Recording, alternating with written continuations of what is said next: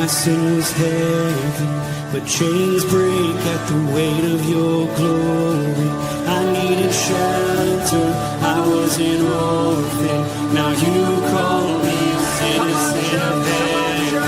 When I was broken, you were my healing. Now your love is the air that I'm breathing. I have a future, my eyes are open. 'Cause when you call my name, I ran out of that grave, out of the darkness, into your glorious day. You called my name, and I ran out of that grave, out of the darkness, into your glorious day.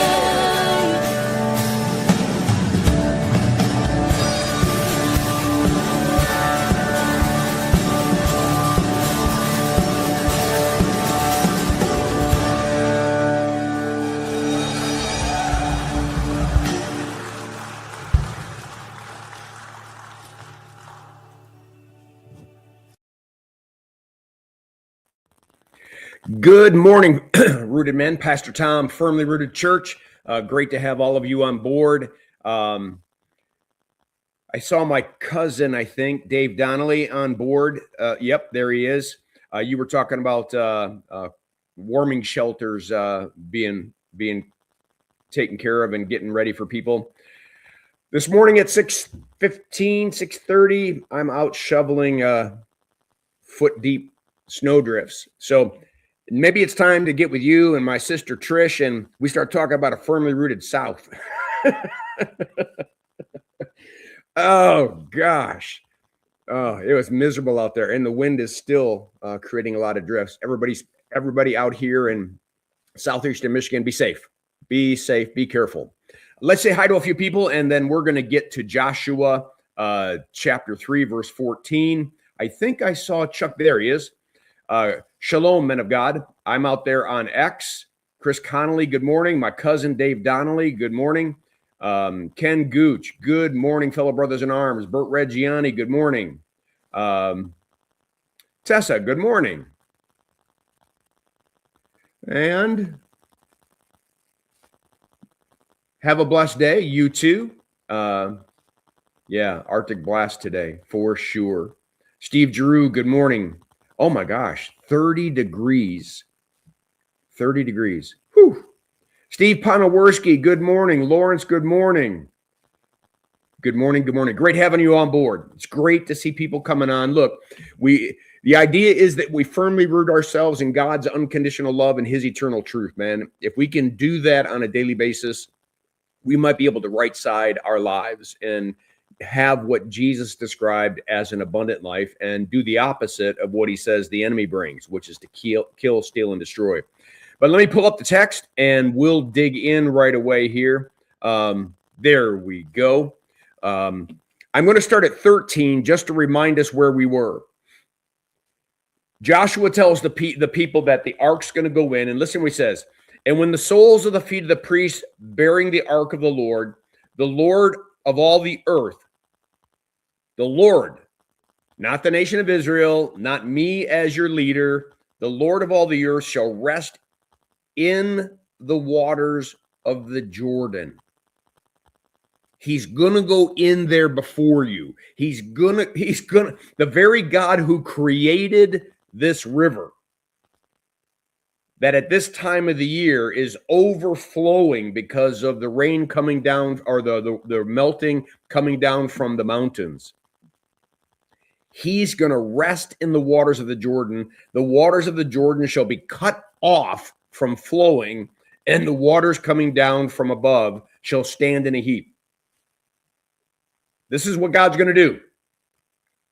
God is going to go before you. He's going to do this. And just like our forefathers that went across the Red Sea, we're going to go across this Jordan River on dry ground. Verse 14, so when the people set out from their tents to pass over the Jordan with the priests bearing the Ark of the Covenant before the people, and as soon as those bearing the Ark had come as far as the Jordan, and the feet of the priests bearing the ark were dipped into the brink of the water. And then he puts in parentheses, now the Jordan overflows all its banks throughout the time of the harvest. So God is saying to them, you got to defy your eyes, because this river is more tumultuous than it is at any other time. God is choosing this very moment when your eyes of sight would say, no way. And he's saying, yes way. And I'm going to go in to those waters, and I'm going to do what I promised to do. So the priests, in obedience, step into the water. So number one, they break that whole thing. No, God, you go first. No, I go first. No, you go first. No, you go first. If God says it, how about we do it? The waters coming down from above stood and rose up in a heap very far away at Adam, the city that is beside Zarethan, and those flowing down towards the Sea of the Arabah, the Salt Sea, were completely cut off. Listen. And the people passed over just opposite of Jericho. Now the priest bearing the Ark of the Covenant of the Lord stood firmly on what? On what? Dry ground. What? It's not mucky. It's not 2-3 feet of muck. They stood on dry ground in the midst of the Jordan, and all Israel was passing over on dry ground until all the nation finished passing over to the Jordan. Let me pull myself back in.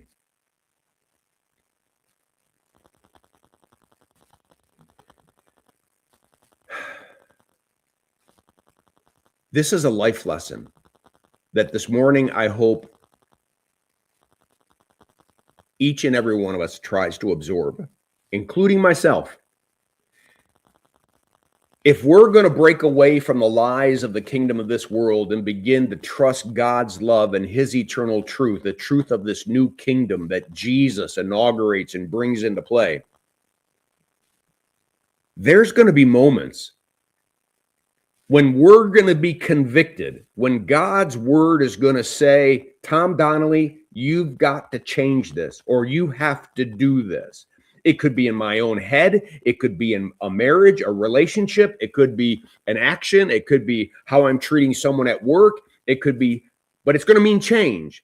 And it's going to mean you've got to do it even when your sight says it doesn't matter. And that won't work. Hence, Paul says we walk by faith and walk by sight. So what I want you to do today is just spend some quiet time and ask God, what's one truth that I know is a truth? And you keep pounding me with it, but I keep resisting it because it doesn't either fit what I want, or it just seems too crazy and too impossible.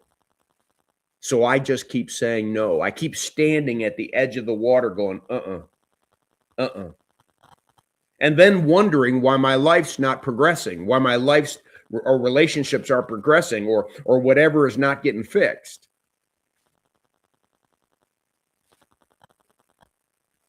This generation of Israelites trusted that if God said so, you do it. Why? Because he only tells us stuff because he loves us.